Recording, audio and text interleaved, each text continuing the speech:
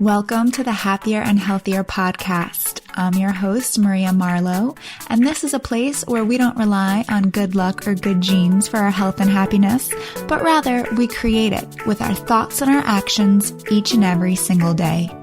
Each week, I'll bring you a thought or a guest that will help you live your happiest and healthiest life. Are you ready? It's easy to think about and dream up our ideal life, but the taking action part is where many of us stumble.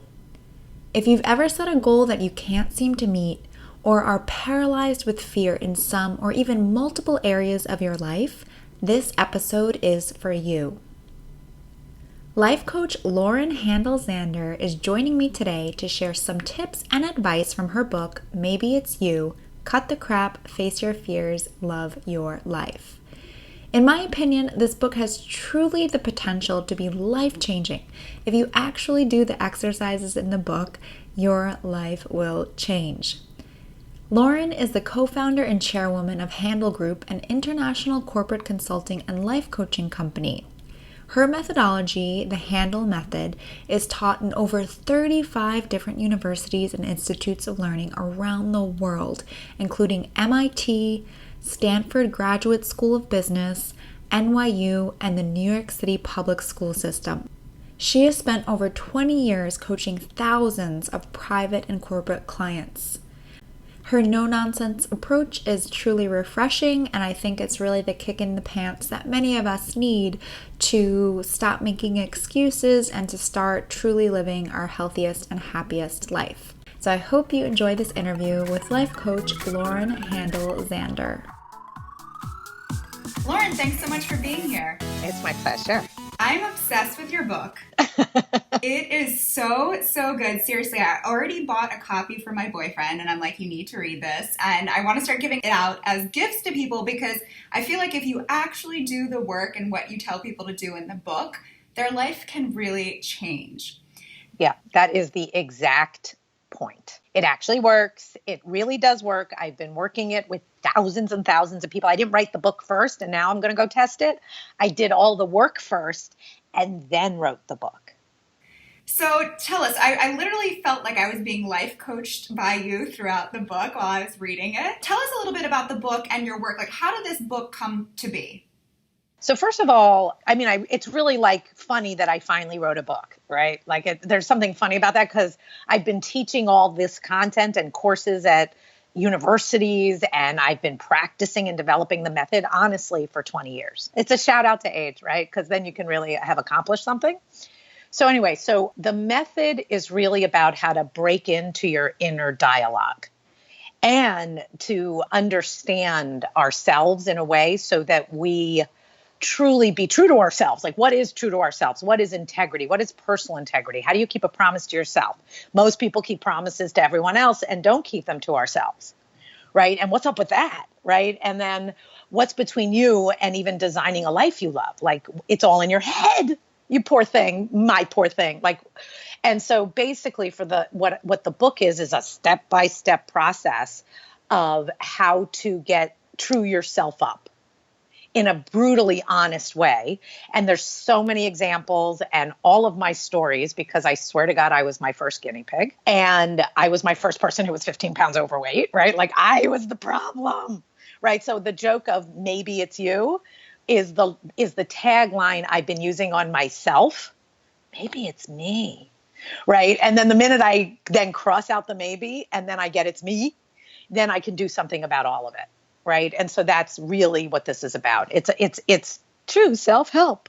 Right. And I love that you use yourself as an example in the book. And you have examples of yourself and then also other clients you've worked with. And it's so helpful for us to see our own BS and other people's BS. Right? Yes. Ours is always hard to see. Yes. But when we look at someone else, then it's like, oh, wait a minute, actually. Yes. And the great part about hearing some I'm going to say me too, right? Like when you get to the me too, like I have that also. And then you hear how annoying I was to myself until I wasn't, and then how I fixed it, or how Katie in the book fixed it, right? You start to go, me too. Like, oh, I do that exactly that way. right? And then these are the steps, and am I willing to do the steps? So then all of a sudden it puts choice, right? If you're not going to do the work, you'll stay the same. But you can then see like a real detailed step-by-step way to do the work, which is really what I care about, like the engineering of like, what good is that insight if it doesn't end up in your life? I know I can shut down if someone yells at me. Right. Okay, great. Now what? Right. So what is that dynamic? So this book is like what to do with what you know about yourself, or you don't really know yourself. So let's first get to know yourself and what to do about it. Right. Because really, I'm a coach, and this is all coaching so that you believe in change, actually. So, one of the lines I say always is people pretend change is so hard, right? When no, staying the same seems to be the devotion, right? And blaming the world is why it's so hard, right? Like, wow, that must be really hard. See me? I did it too.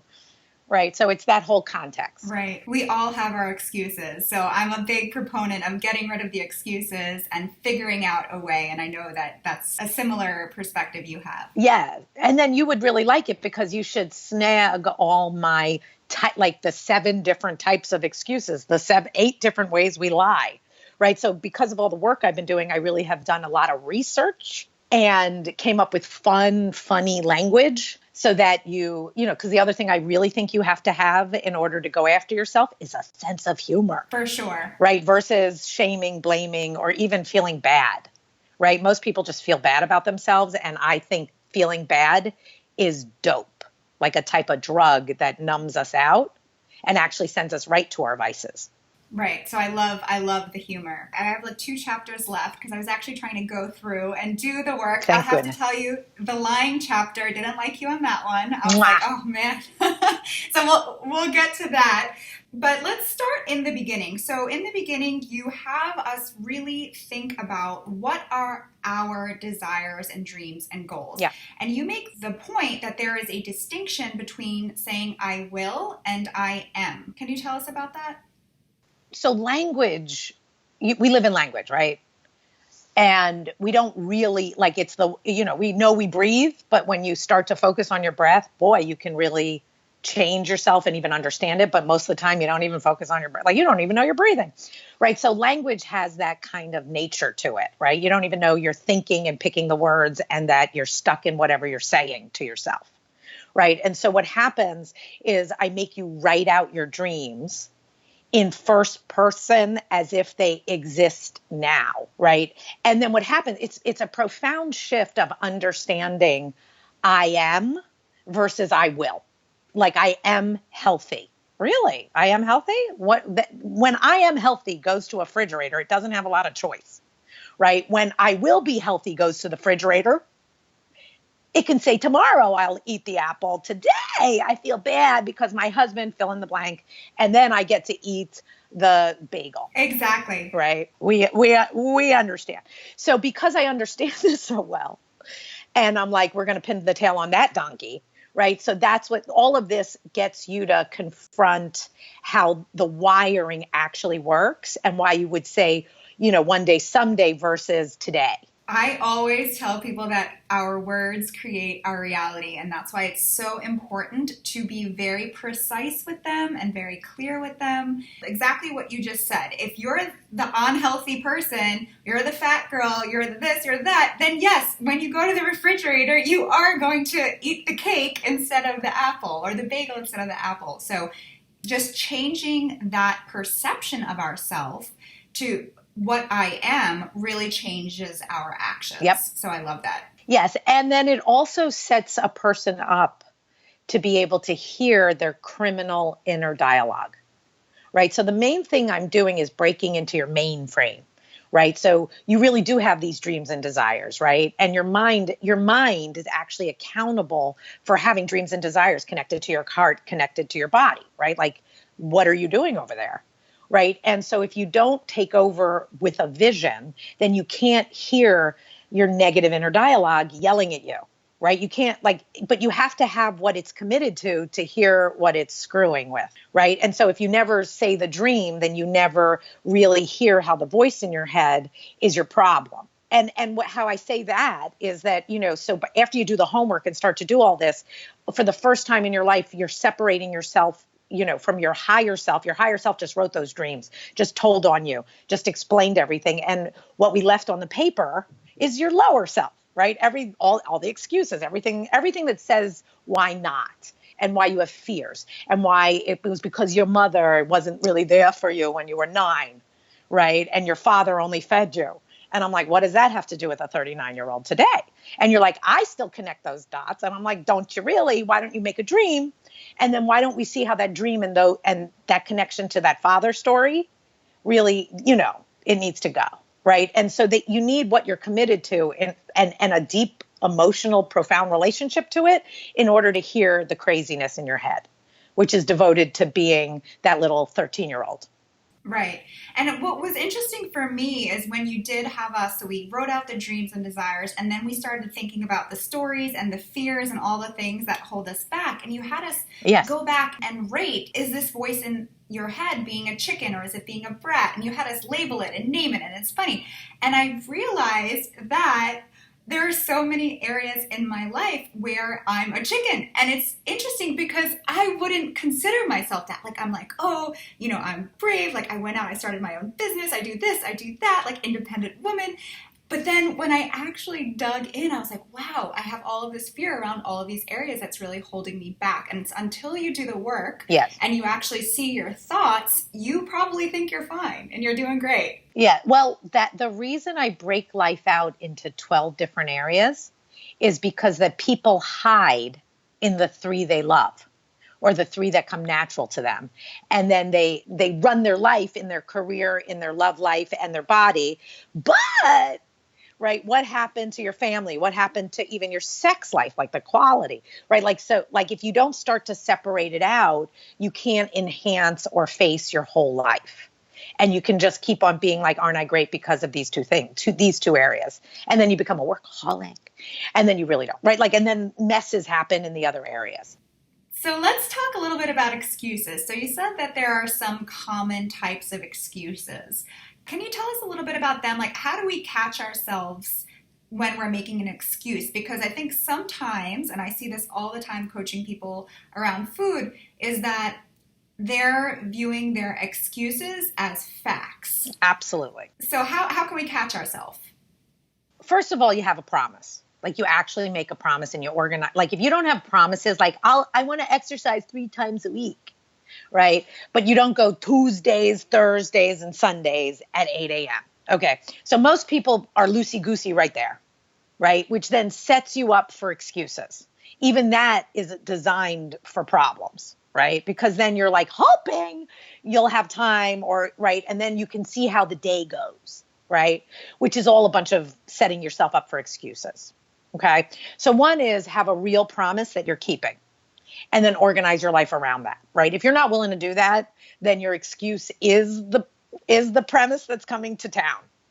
Okay. So then now assume you have the real promises and you mean them. So you're saying, instead of saying, okay, I'm going to work out 3 times a week, you're saying, I'm going to work out at 8 a.m. Tuesday, Thursday, and Saturday at this gym. And I can only move it once, right? If I'm going to move it because like these are qualified emergencies, that's it, right? Otherwise I have to go. And then what I also like to teach is put in a funny consequence, like a real one that would, it's more like ding your vice, not right. So for me, when I wanted to practice meditation twice a day, I needed to do this, or else I would never have done it. I don't get my coffee unless I've meditated in the morning. Are you kidding? Do you have any idea how much I love my coffee? Okay. And I don't get any screen time of watching any of my shows unless I've meditated before screen time. And that was it. And in 6 weeks of wanting to do it twice a day for 6 weeks, I only missed one evening because I was actually really working and didn't even care. And I need that kind of consequence to make sure I keep my promise, because I am waiting to be full of it and say my excuse, which is, so people, and so then you go, there's brands of excuses, right? And I label them out, right? And there really is because of other people. Like, it's a long list of how to notice yours. But, there's the martyr, the one who's always got to take care of other people, or I'm bad at time, right? Like, everyone has their real flavor. People have what they say about themselves always, when it comes to food, when it comes to getting a new job, when it comes to finding love. There really is your brand. And what I have people do besides look at the list and kind of go through it is do a purge, right? Like a like a puke, actually, right? Like puke out everything you think is wrong in that area about you, about life, about men, whatever it is, right? Food, it's unfair. The portions are unfair in America. Food's better in Europe. All true, right? But what does that have to do with how much you just ate, right? So by hearing how you run all your excuses that have you not stay true to your diet or whatever you want to stay true to, that's the beginning of understanding how to make the right consequence and learn how to keep promises to yourself and change your inner dialogue. Yeah, I found that chapter really interesting because, I know all about setting the goals, being specific, being precise with them, but the adding the consequence into not doing the goal really changes things. And it really helps you actually do what you say you want to do. You want to hear? Here's a funny one I just put in that totally worked. Okay, so I have a client, very successful guy, but works from home alone. Okay? You're like, how many naps does he take a day? Really? Naps? Like, he's a grown man, right? So I literally 3, right? Like he could take 3 naps and then work really late and have no social life. Like, what? Are you kidding? Right? Like, this is a mess. And so what we did, and he's divorced, a decent enough divorce, but very funny about the amount of money he had to give that wife, right? So if he takes a nap, he owes her $10. Oh, that's a way to get him to stop napping. Right. And then they share custody, so he has to see her all the time, right? How many $10 bills did he give her before he never took a nap again? 20. That was it. $20. And do you have any idea how much more money he made because he stopped napping?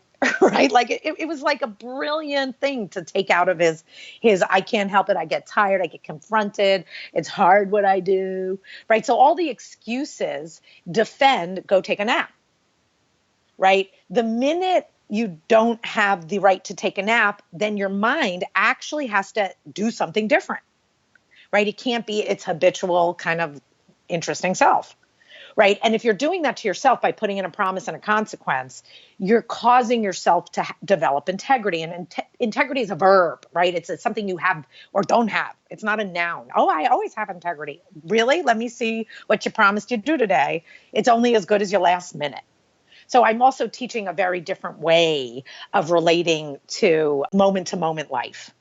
Yeah, I think having the consequences is really a game changer in getting you to actually stay true to yourself and do what you say that you want to do. Yes. And you also can find out that you're not actually going to do it, right? Because if you won't put in a consequence or you won't pay the consequence, you then really understand you're never keeping that promise, right? Because it's not, everyone knows a lot of the right promises they should be making. They're just not going to do them, right? So I don't need you to suffer over what you're never going to do either. Right? Like, let's just tell the truth about, how much money you're ever going to make, right? Let's just tell, let's accept yourself, right? And love yourself as is versus always guilting yourself like one day, someday you're going to change. So speaking of integrity, let's talk about the lying chapter, because that was a doozy. Yeah, it's really the doozy. Yeah, you're telling us to go back and list every single lie we've ever made, from, stealing a candy off someone's desk to whatever it may be. And you encourage your clients to really go back and clean up all or most, or at least the most important lies. So why is that? Why are you torturing us, Lauren? When you lie, you lock in some truth. I can't tell you this because you won't be my friend anymore. If I keep it to myself, then you'll be my friend, right? And then that becomes fake, right? Like, I'm not really your friend anymore. I'm being and so carrying around that I can keep secrets at that level, right, locks me to the personality that did the crime in the first place that you won't tell the friend. Right? So it never stops being a legitimate option for you. When I start to trail the way people have lied and what's limiting them in their life, and mostly in their relationship to themselves, right? Where you're a coward and won't have hard conversations, or you won't ask for what you really want and get a no if it's a no, right? Like all of that dates back to a way you posture. And if you look at how you ever developed posturing, you postured all through your lies and what you will and won't say. And then that makes you feel like, well, that's who I've always been, right? That's who I am. So watch this, okay? So that those voices in your head keep all the lies for you. So then you believe that that voice that's keeping all the lies and managing all of that is you. But really, it's the mafia, right? Like you are held captive, right? And then you get the cookie because that same voice who's been protecting you your whole life, that's, battling your battles, making you a liar, like helping you be a liar and never resolving. So that 13-year-old that was lying to her mommy about a cookie is still lying to her husband about how much money she spent. And that relationship she had with her mom reminds me and her of her relationship with that husband who she's managing, that she can't tell the truth to because she's going to get in trouble, rather than figuring out how to get a budget. Right? Like, and then the way a person could just go get a budget, they're like shocked. Like the reason I'm the greatest coach in the world is because people are so trapped in their personalities and what they've always been habitually that they're like, you're kidding. I had the best conversation with my husband. What happened? I told him the truth. Really? And then what he said he knew, right? Like, really? What a shocker. He knew how much money you were spending because he makes all the money. Really? And he's a banker. Right. He had no idea. So now you've talked about it and now you've asked for a budget and you've apologized. And can you guess how good the sex was that night? Right. And can you guess she felt like a little girl trying to always be perfect for him? And then like the only time she had fun was when she was, online shopping. Right. So, and then it reminds her of sneaking when she was young with her mother. So the reason you have to hunt for the lies is because you've trapped yourself into being this person and those voices and everything about yourself, like as if it's all still true. And it actually is still true. So unless you tell and really break, like cut the cord with that thing, it owns you. You don't own it. You think you own it, but it owns you. Well, yeah, and that's, you talk about lying being personal poison or personal pollution. And it is. It really just starts clouding all different areas of your life. And you bring up another interesting idea or concept of behavioral epigenetics. Uh-huh. Tell us a little bit about that. Okay, so science, so first of all, I have been studying this way before I actually ever read a report that says you're right. Okay? Or maybe you're right, or we'll see how it goes. But so epigenetics, so the science says that they electrocuted little electrocution on rats' little paws while they were sniffing cherry blossoms, right? And then that's it. They did that to them till they were horrified. And then later they got them pregnant and they had babies. And the babies, if they smelled cherry blossom, went into panic. And they also noticed that in their little noses, they had never seen before sensories for cherry blossom smelling in no generation, right? Like right there happening live, right? Like right there. Okay. And what I discovered was that I couldn't believe that this woman who was seemingly incredibly wise was who I helped get out of a bad marriage. And then when I called her a year later after we cleaned up everything and she was like a year later just to check on her, right? And I found out she was moving in with her, she's in her late 30s, moving in with her 29-year-old boyfriend who probably needs a green card. And I was like, oh my God. I forgot that her father had been married 4 times and that her mother had been married 3. Like didn't make her go do that homework deeply. Like who else was there? We were just doing, this was many years ago. We were just doing the triage on her current life. And when she was in the middle of marrying her dad's second wife, gave a green card, Latin, beautiful, like sweet as anything, good person, but boring as it, like so not a fit. Second marriage lasted 3 years, got a green card. And she literally, we both screamed bloody murder. Like, like we think we have lives of our own, right? But if we don't wake up to what happened, so I make people go back into their parents' history about food, about money, about study this stuff, guys. You don't just have your dad's blue eyes. You have his wandering, cheating blue eyes. That's the whole thing in a nutshell. It's so fascinating. And when you start to really dig back and look at your family and look at the traits and look at what happened in their lives and what they've experienced, you can start to connect the dots and see, oh, wow, so maybe it wasn't me, maybe it's my parents' fault. Well, no, it's in the lineage. So the stunning part, where this is where I think it gets very spiritual, is that we all date back to the beginning of time.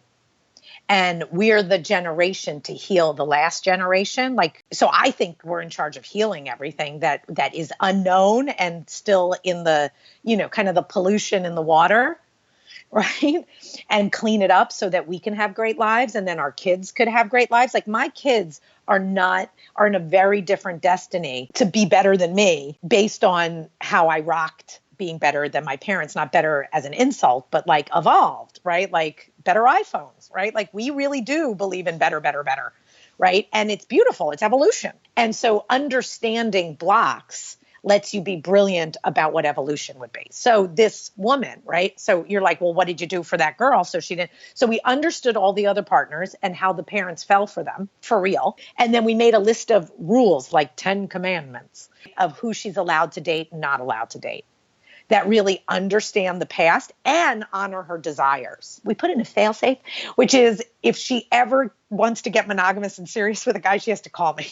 Well, it's almost like a consequence, right? Like, it's a promise and it's a perfect way so she can have fun, trust herself, and not have to worry, and don't make anything serious. Like, she's not allowed to go monogamous unless we've discussed it first. So she didn't marry the guy for the green card.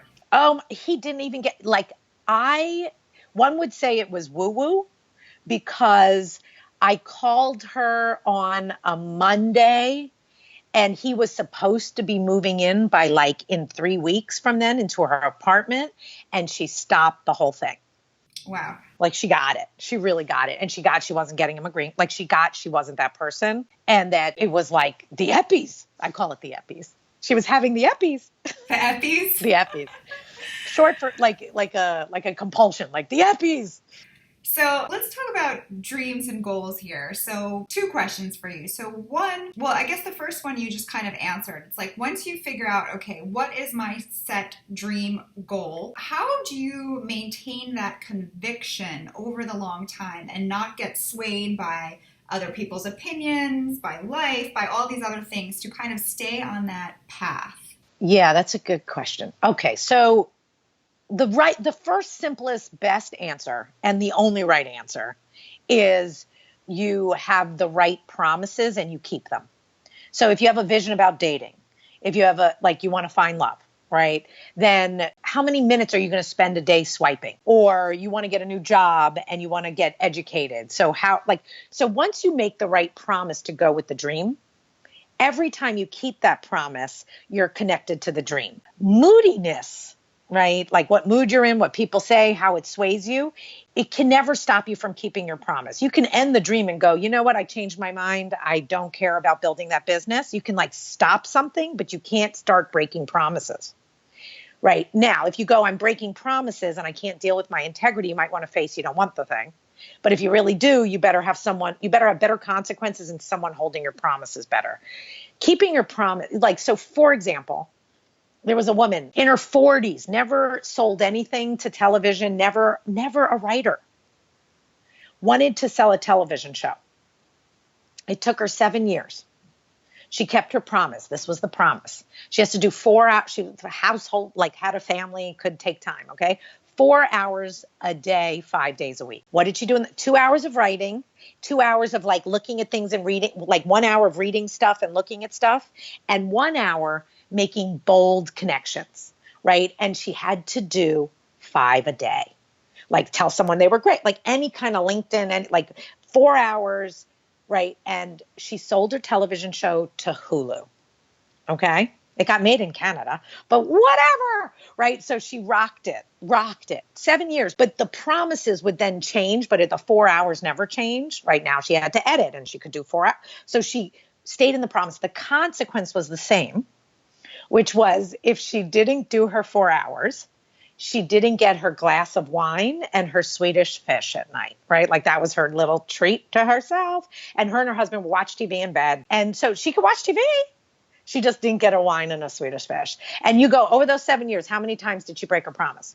4. She missed it 4 times. That is the answer, folks, right? Like that was it, right? You have a dream. It takes a serious amount of actions. There's learning. Every time you learn, oh, I'm not good at public speaking. I want to be out in the public. Someone says, make a promise to get a coach that teaches you, go take improv class, right? Like there's the solution of how to get great at anything is available on earth. The ability to keep a promise to yourself is the biggest missing ingredient to being able to fulfill on dreams. So making our promises, having our consequences, and sticking to it, being true to ourselves. And if it's not moving fast enough or it's not happening, then you probably have the wrong promise or you need more promises. So it's not 30 minutes of swiping a day. It's 30 minutes a day. And even if you don't end up with a date, you have to go out twice a week and get a friend who's going to help you schmooze. And when you're out, say hello to at least 2 people before you go home that look single. Right. And or pay $20 to your mother who's been waiting for her grandchildren. So kind of going off of what you just said, let's say that you have this incredible dream, all of these promises to yourself. It's like HD, you know exactly where you're going. And then new opportunities arise.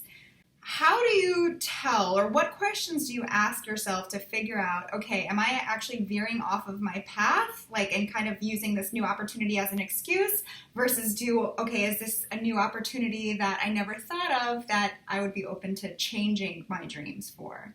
You would sit down and really write the new dream that included that thing and really tell the truth about it, right? So that happens all the time. It happens to me, right? All of a sudden I get an opportunity and I'm like, is this consistent with what I'm committed to?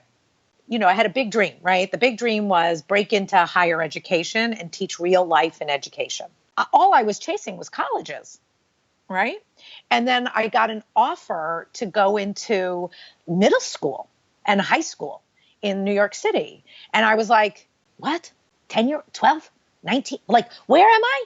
And is that consistent with my dream? And the answer was, yeah, it is, right? Oh my God, I could develop the method for kiddies, right? Right? How cool is that to really get to practice in a classroom form with, 8th graders, right? So then all you have to do is hold your dream, see what, does it line up or does it really sound like veering? And then if it feels like a bit of a veer, then write the new dream that includes that and see if it turns you on more than the other one. That's great advice. Yes. It sounds like it was for you. Yeah, no. Actually, no. It was. Sounds like we were talking about your example. Well, obviously. Yeah, no, that's a really great way of putting it because I find myself sometimes feeling stuck, unable to make a decision about certain things. But I feel like when you lay it out that way, it makes it much more feasible and sounds like easier to make the decision because you can actually see and compare and make sure that I'm not weaseling out of one thing. Yes. Because it landed in your lap, you're doing it versus the thing you wish would land in your lap. You also can ask yourself, if this other thing showed up tomorrow, would I dump this in a minute? Right. It shouldn't be dumpable. And then the other, that's pretty much the only other measure you could have. And that's a good question. Am I a bird in the hand? And then if you would really let it go because something else came up, you got yourself a problem. Right. Yeah, that is an instant answer right there. That's a good one. But it also doesn't mean don't do it if you want to, if you can isolate how much time it is. You're in charge of the fun in your life and you're in charge of your dreams and you're totally allowed to veer. You're allowed to go take a rest stop and go off road. Right. But, watch out for it being just for the money. Watch out it being for watch out for what you might fall for that is predictable about you. Yes, you're very wise. Very wise. I like that you just get in there and get straight to the point. Yes, I'm a very good coach. Yeah, that you are. That you are. I could tell from the book and from our conversation. You also said with the excuses, you said something similar where it was like, aha, okay, you can catch yourself really quickly, which is if I gave you $5 million, would that, excuse go away? Yeah. Would you even be able to be in a good mood? Right? How much money does it take for you to do this every day and be in a good mood? $1,000? $5,000. Come on. Right? Be a morning person. $5,000 a day. Everyone's like, how early? 5:30. Done. right? Where no one can get out of bed at 5:30 ever, right? Right. Yeah. And everybody's clapping. We could have the whole world out. People underestimate how much incentive is running us. And then everyone doesn't believe that the cookie is an incentive and how dark we'll get. Like I remember when I quit smoking, right? I quit smoking, right? And I was like, well, I'm not going to get fat, right? I'm not going to go for the food, right? I'm going to chew a lot of gum. And then what I realized was I had to actually stop all my man shenanigans. Because if you want to know what I'm doing when I'm having a cigarette, I am like trying to figure out how I'm going to tell this one this one that. Like I literally need the cigarette to like confront what a jerk I'm being with men. Right? Like, and I need the time out, right? To like, I have to think. And so when I put the cigarette out and I was done with it and I wasn't going to go into other vices, what I realized is my cigarette break was my drama break, where I was coaching myself on my drama in my early 20s. And it was hysterical because I had to like drop certain men because I wasn't smoking anymore. So everyone thinks the issue makes you eat the cookie, like the issue makes you wag the tail wags the dog, but the cookie's the dog, actually, guys. Right? I'm sorry, your vices are running the scene, and they blame everything else and let you be pathetic. And you're like, but it gets me in bed alone with my Netflix, and you're like, meet the dark side. It's all perspective. And when we know ourselves, that's when we can start to make changes. And I think something that's really missing in this society anyway is self-reflection. We don't really spend any time reflecting, and you go like weeks, days, like just constantly on the go, constantly on the phone, on social media. Like we're always doing something, but we're never actually thinking about, what lesson did I learn? What could I have done better? Yep. We never actually take the time to self-reflect. And I think that's a big problem. We got a long list, us humans. We got a lot of reason to live because there's so much to fix available. We got the environment, we have men, we have women, we have eating, we have healthcare, we have society at large, we have other societies, right? We got a lot to do, right? Which is what I think we're here for, right? Is getting to imagine, right? The song John Lennon, like we're all just like out, like, it's the human race. Everybody pick up the ball, clean up your own life, and actually do something in your like do something great, and you will be very happy. And if you're unhappy, I promise you're not doing any of those things I just said. Yeah, well, Maybe It's You is a really great book, and I really, really enjoyed it. I recommended it to people already, bought it for people, and I feel like if you do the work, you will get results and things will change. Definitely. And we also have, if you don't like reading and you'd rather listen, because people are listening right now, I literally edited, took me 3 years to make a product called InnerU. InnerU is 10 sessions with me and the digital homework, like it's all online, and you can sign, like there's group free coaching. There's one of my coaches who's answering any questions. You can meet people and find a buddy, so you can have an integrity buddy, right? So there's like, I've been building a world so people can do this together. That's great, because I was thinking actually, the first few chapters, I had my little notebook, I was typing things up, like I was doing all the homework really good. And then as it got closer, like that lying chapter, I was like, oh God, and I'm like, I really don't want to do this. So, I think it could definitely be very, very helpful and beneficial to have group, or even, I think that group sounds amazing because you have the group support, you have the coach support, or even just finding a friend to do, like have a little book club with, or a couple friends, and do the book together. Once a week, do one chapter. I really have seen people do that. Families do it. Lovers do it. The report of how fun it is to get that intimate and connected with people and work on your life, it's like a new reality. It's a new reality, and it's so much better, because one of the things that most people complain about is how isolated in their issues they are with themselves, right? Like, right? Like they're alone with themselves versus, a bunch of Me Too's where we're all working on our things, and then it makes it so much more respectful to go through problems, right? Like we're so mean to ourselves, and then we're fake on the outside. This is not about that. This is about getting great, wanting to be great, and doing it and being okay with where you're a jerk. It's a lot of fun. well, I think it's my kind of fun, but it is fun. It's fun looking back. I think when you're going through it, you're like, Lauren. Yeah, you know, and then if you want to hear like what a coach really does, all I want to do, and I can't even help it, is go like, by when will you do your lie list? And then I'll happily unravel it with you. Like it's not about guilting you or in trouble. It's about seeing how it makes sense in the whole paradigm of how you think about the world. Right. And I think it's important that there's no judgment, right? It's just you have to get all of these things out to kind of move on and work through them. You can't keep them inside. I think sometimes people are just scared of being judged or sharing things. But I think it's really cathartic. And once you do it, you're like, oh my God, I feel so much better now. One of the things I make people do, I think it's in the book, right, is interview their parents on their sex lives. Yeah, I didn't get to that chapter maybe. You're like, I'm not there yet. Anyway, so in order to really understand the EPIs and understand everything and really like, because one of the biggest lies, or when I'm unraveling a haunting, you'll find this in unraveling a haunting, is people have to go into their parents' marriages or divorces. You know, everyone's walking around like they invented cheating. Like the sleazy things on earth have not been in the EPIs. You know, the amount of women who won't tell their mother they had an abortion, and then by the time they tell their mother they had an abortion, they find out their mother had an abortion. Wow. I really did just say that, right? Like people don't know each other because no one's sharing the dark side. But that doesn't mean everyone doesn't have it. And that it feels so much better when you start to liberate it, because then it could go into the past. Right now, when you're hiding something, it's still with you. And it's still with your mother. I discovered my mother had an abortion when I needed one, right? Freshman year of college, just like a jerk, right?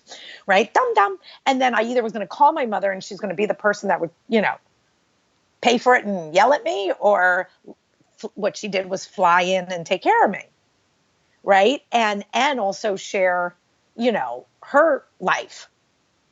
Do you have any idea what that's worth in an intimate relationship with, like, do you have any idea how much people are leaving on the table because they won't tell the truth about themselves or get that vulnerable or ask that question? Because the other thing is if you want to ask a question, Mom, when did you lose your virginity? Guess what she's going to ask you?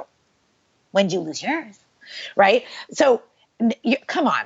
How old do you have to be before you can talk about sex with your mother? Is 35 old enough?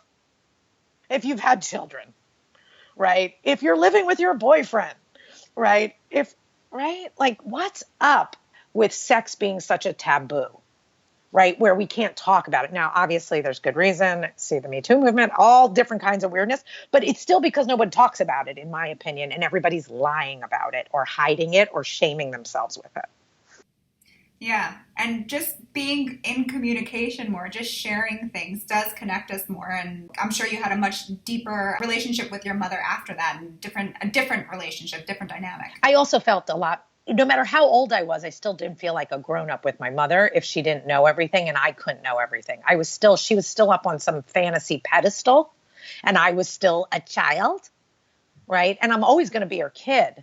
But it's not like my mother ever lived before or knows what she's doing, or, you know, she had babies in her early 20s. So the illusion that you can't say things to your parents or have intimate, great conversations about money and bankruptcy and sex and, you know, crimes and drinking. And like, it's just not true. It's exactly what people need. So I want to ask you one last question. Sure. You have so many good pieces of advice and exercises, but if there's just one tip or piece of advice you could leave our listeners with to live a happier and healthier life, what would that be? You have inner dialogue. You are not your inner dialogue. You need to catch it, right? Listen to it and start to separate from it. Right? If you have never stopped to do it, when someone needs to figure out how they're blowing their money, you start making them write down how they're spending. If you want to manage someone's eating, you start making them write down what they put in their mouths. No one's minding their minds and what it's saying in there.